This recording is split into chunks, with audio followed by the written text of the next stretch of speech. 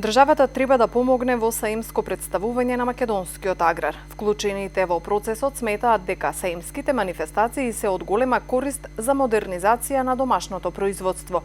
Следењето на светските трендови е патокас кон кој треба да се движи нашето земјоделство.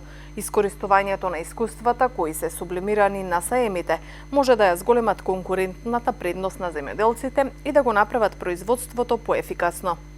Значи, јас мислам дека заедно со Министерството треба што побрзо да се организира едни саемски манифестации, односно патување заедно со Сдружение на земјоделци, со кооперативи, да се оди директно на терен во најразвиените земјоделски земји.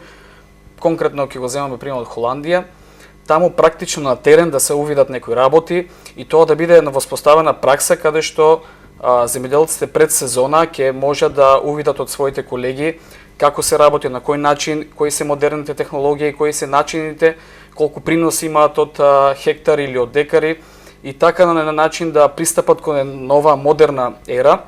Од 30 до 31 август година во Струмица ќе биде домаќин на Агросаем Струмица 2019 во организација на Сдруженијето Проагрофармери. Оттаму велат дека на саемот ќе бидат презентирани здрави и квалитетни производи, нови технологии и механизации за обработка на земјиштето. Презентирање нови видови семења, ѓубрива и заштитни средства, како и презентирање на можностите за развој на руралниот туризам во овој дел од Македонија. Истовремено во рамки на саимската манифестација ќе бидат промовирани и културните белези преку изведба на традиционалните македонски ора и песни. И тај дел ќе оде и